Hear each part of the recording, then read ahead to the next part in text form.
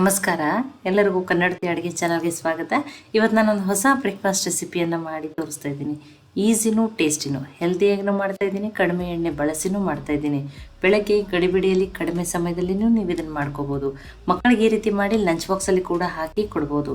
ನನ್ನ ರೀತಿಯಲ್ಲೊಮ್ಮೆ ಖಂಡಿತನೂ ಟ್ರೈ ಮಾಡಿ ನೋಡ್ರಿ. ಈಗ ಮಿಕ್ಸಿ ಜಾರ್ಗೆ ನಾನು 2 ಮೆಣಸಿನ್ಕಾಯಿ, ಸ್ವಲ್ಪ ಹಸಿ ಶುಂಠಿಯನ್ನು ಹಾಕ್ತಾಯಿದ್ದೀನಿ ರೀ. ಈಗ ಇದನ್ನು ಗ್ರೈಂಡ್ ಮಾಡ್ಕೊತೀನಿ ರೀ. ನೀವು ಕಲ್ಲಿದ್ರೆ ಕಲ್ಲನ್ನು ಕುಟ್ಬಿಟ್ಟಾದರೂ ತಗೋರಿ. ನೋಡಿರಿ, ಈ ರೀತಿ ತರಿಯಾಗಿ ಗ್ರೈಂಡ್ ಆಗಿದ್ರೆ ಇದನ್ನು ಅನ್ಕತಕ್ಕ ಸೈಡಿಗೆ ಇಡ್ತೀನಿ. ನಾನು ಇದನ್ನು ಆಮೇಲೆ ಯೂಸ್ ಮಾಡ್ತೀನಿ. ಈ ಒಂದು ಪಾತ್ರೆಗೆ ನಾನು 1 ಬಟ್ಲಾಗಷ್ಟು ಮೊಸರನ್ನ ತೊಗೊಂಡಿದ್ದೀನಿ. ಸಪ್ಪಗಿರೋ ಮೊಸರನ್ನೇ ತೊಗೊರಿ, ಹುಳಿ ಮೊಸರು ಬ್ಯಾಡ್ರಿ. ಇದಕ್ಕೆ ಒಂದು ಸ್ವಲ್ಪ ಸೋಡಾ, 1/4 ಟೀ ಸ್ಪೂನ್ ಅಷ್ಟು. ಈಗ ಇದನ್ನು ಮಿಕ್ಸ್ ಮಾಡ್ಕೋಬೇಕ್ರಿ. ನೋಡಿ, ಆ ಸೋಡಾ ಮೊಸರಲ್ಲಿ ಚೆನ್ನಾಗಿ ಮಿಕ್ಸ್ ಆಗಲಿ ಅದು. ನೋಡಿ, ನಾನು ನಿಮಗೆ ತೋರಿಸ್ತೀನಿ. ಸಣ್ಣ ಸಣ್ಣ ಬಬಲ್ಸ್ ಥರ ಬರಬೇಕು. ನೋಡಿರಿ, ಇಲ್ಲಿ ತೋರಿಸ್ತೀನಿ ನೋಡಿರಿ, ಈ ಥರ. ಈಗ ಇದು ಸೋಡಾ ಮೊಸರಿನಲ್ಲಿ ನೀಟಾಗಿ ಮಿಕ್ಸ್ ಆಗಿದೆ. ಇದಕ್ಕೆ ನಾನು 1 ಬಟ್ಲಾಗಷ್ಟು ಸಣ್ಣ ರವೆ, ಉಪ್ಪಿಟ್ಟು ರವೆಯನ್ನು ಹಾಕ್ತಾಯಿದ್ದೀನಿ. ಮೆಜರ್ಮೆಂಟಿಗೆ ನಾನೆಲ್ಲ ಒಂದೇ ಥರದ ಬಟ್ಲುಗಳನ್ನ ತೊಗೊಂಡಿದ್ದೀನಿ. ಅದರಲ್ಲೇ 1 ಬಟ್ಲಾಗಷ್ಟು ಶಾವಿಗೆಯನ್ನು ಹಾಕ್ತಾಯಿದ್ದೀನಿ. ಮನೇಲಿ ಮಾಡಿರೋದು ಹಾಕ್ರಿ ಅಥವಾ ಹೊರಗಡೆಯಿಂದ ತಂದಿರೋದು ಯಾವುದಾದ್ರೂ ನಡೀತದೆ. ರುಚಿಗೆ ತಕ್ಕಷ್ಟು ಉಪ್ಪು. ನೋಡಿ, ಇದರಲ್ಲಿ 1 ಬಟ್ಲಾಗಷ್ಟು ನೀರನ್ನು ಹಾಕಿ ಮೇಲೆ ಒಂದು ಸ್ವಲ್ಪ ಹಾಕ್ತೀನಿ ರೀ, 1/4 ಬಟ್ಲಾಗಷ್ಟು. ಈಗ ಇದನ್ನು ಮಿಕ್ಸ್ ಮಾಡ್ಕೊತೀನಿ ರೀ. ರವೆ ಶಾವಿಗೆ ಎಲ್ಲ ನೀಟಾಗಿ ಮಿಕ್ಸ್ ಆಗಲಿ ರೀ. ನೋಡಿ, ಈಗ ಇದು ಮಿಕ್ಸ್ ಆಗಿದೆ. ಇದನ್ನು ಮುಚ್ಚಿ ತೆಗೆದಿಡ್ತೀನಿ ರೀ. ಅರ್ಧ ಗಂಟೆ ಇದು ಚೆಂದಂಗೆ ನೆನೆಲಿ ರೀ. ಈ ಒಗ್ಗರಣೆ ಪ್ಯಾನ್ಗೆ ನಾನು 1 ಸ್ಪೂನಾಗಷ್ಟು ಎಣ್ಣೆಯನ್ನು ಹಾಕ್ತಾಯಿದ್ದೀನಿ ರೀ. ಎಣ್ಣೆ ಕಾಯಿಲಿ ರೀ.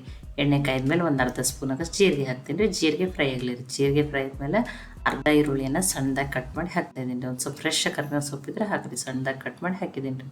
ಈಗ ಇದನ್ನು ಬೇಯಿಸ್ಕೊತೀನಿ ರೀ. ಸ್ವಲ್ಪ ಈರುಳ್ಳಿ ಸಾಫ್ಟ್ ಆದರೆ ಸಾಕು. ನೋಡಿ, ಇಷ್ಟ ಸಾಫ್ಟ್ ಆದರೆ ಸಾಕ್ರಿ. ಈಗ ಈ ಒಗ್ಗರಣೆನ ಆ ಹಿಟ್ಟಿಗೆ ಸೇರಿಸ್ತೀನಿ ರೀ ನಾನು. ನೋಡಿ, ಇದು ಅರ್ಧ ಗಂಟೆ ಆಗ್ಯದ್ರಿ. ಶಾವಿಗೆ ಮತ್ತು ರವೆನ ಚೆನ್ನಾಗಿ ನೆನೆದಿರ್ತದೆ. ಆ ಶುಂಠಿ ಮತ್ತು ಏನು ಮೆಣಸಿನ್ಕಾಯಿ ಪೇಸ್ಟ್ ಇತ್ತಲ್ರಿ, ಅದನ್ನು ಹಾಕ್ಕೊಂಡಿದ್ದೀನಿ. ಈಗ ಈ ಒಗ್ಗರಣೆನ ಹಾಕ್ತೀನಿ ರೀ. ನೀವು ಕ್ಯಾರೆಟನ್ನಾದರೂ ತುರಿದ್ಬಿಟ್ಟು ಹಾಕ್ಬೋದು. ಒಂದು ಸ್ವಲ್ಪ ಕೊತ್ತಂಬರಿ ಸೊಪ್ಪು. ಈಗ ಇದನ್ನು ಮಿಕ್ಸ್ ಮಾಡ್ಕೊತೀನಿ ರೀ. ನೋಡಿ, ರವೆ ಆ ಮೊಸರನ್ನು ಹಿರ್ಕೊಂಡು ಇನ್ನಷ್ಟು ಗಟ್ಟಿಯಾಗಿದ್ರಿ ಅದು. ಈಗ ಇನ್ನೊಂದು ಬಟ್ಲಾಗಷ್ಟು ನೀರನ್ನು ಹಾಕಿದ್ದೀನಿ ರೀ ನಾನು.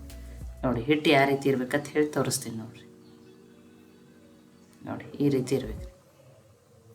ನೋಡಿ, ನೀವು ನೀರನ್ನು ನೋಡಿ ಅಡ್ಜಸ್ಟ್ ಮಾಡಿ ಹಾಕೋರಿ. ಈಗ ಪ್ಯಾನನ್ನು ಕಾಯ್ಲಿಕ್ಕೆ ಇಟ್ಟಿದ್ದೀರಿ. ಅದಕ್ಕೊಂದು ಸ್ವಲ್ಪ ಎಣ್ಣೆ ಹಚ್ಕೊಂಡಿದ್ದೀನಿ. ನೀವು ತುಪ್ಪನ ಹಚ್ಕೋಬೋದು ರೀ. ನೋಡಿ, ಈಗ ಸಣ್ಣ ಸಣ್ಣ ದಪ್ಪ ದೋಸೆ ಥರ ಅಥವಾ ಸೆಟ್ ದೋಸೆ ಥರ ಹಾಕೋತೀನಿ ರೀ. ನೋಡಿರಿ, ಇದಕ್ಕೆ ಇನ್ನೊಂದು ಸ್ವಲ್ಪ ಎಣ್ಣೆನ ಹಾಕ್ತೀನಿ ರೀ. ಇದನ್ನು ಮುಚ್ಚಿ 1-2 ನಿಮಿಷ ಬೇಯಿಸ್ತೀನಿ ರೀ. ನೋಡಿ, ಒಂದು ಸೈಡ ಬೇಯ್ದದ್ರಿ. ನೋಡಿರಿ, ದೋಸೆ ಕಲರ್ನು ನೋಡಿರಿ ಎಷ್ಟು ಚೆನ್ನಾಗಿ ಬಂದದ. ನೋಡಿ, 2 ಸೈಡ ಚೆನ್ನಾಗಿ ಬೇಯ್ದದ್ರಿ.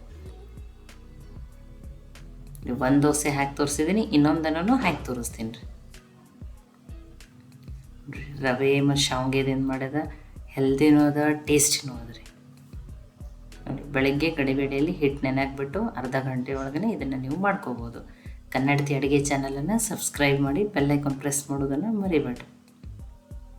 ನೋಡಿ, ಹೆಲ್ದಿ ಮಾಡೋಕ್ಕೆ ನಿಮ್ಗೆ ಮತ್ತೆ ಯಾವುದ್ರ ವೆಜಿಟೇಬಲ್ಸ್ ಇಷ್ಟ ಅಂದ್ರೆ ನೀವು ಅದನ್ನು ಹಾಕೋರಿ. ನೋಡಿರಿ, 2 ದೋಸೆನ ಮಾಡಿ ತೋರಿಸಿದ್ದೀನಿ. ಚಿಕ್ಕ ಚಿಕ್ಕ ಅಥವಾ ಪ್ಯಾನ್ ಕೇಕ್ ಥರನೂ ನೀವು ಹಾಕೋಬೋದು. ರವೆಯಿಂದ ಕ್ರಿಸ್ಪಿನೂ ಅದ, ಟೇಸ್ಟಿನೂ ಅದ. ಈ ಶಾವಿಗೆ ಮತ್ತು ರವದಿಂದ ಮಾಡಿರುವ ದೋಸೆ ರೆಸಿಪಿ ನಿಮ್ಗೆ ಇಷ್ಟ ಆಗಿದ್ರೆ ಲೈಕ್ ಮಾಡಿ, ಶೇರ್ ಮಾಡಿ, ಕಮೆಂಟ್ ಮಾಡಿ. ಖಂಡಿತ ಟ್ರೈ ಮಾಡಿ ನೋಡಿರಿ. ಮತ್ತೆ ಒಳ್ಳೆ ರೆಸಿಪಿ ಜೊತೆ ಸಿಗೋಣ. ಎಲ್ಲರಿಗೂ ಧನ್ಯವಾದಗಳು.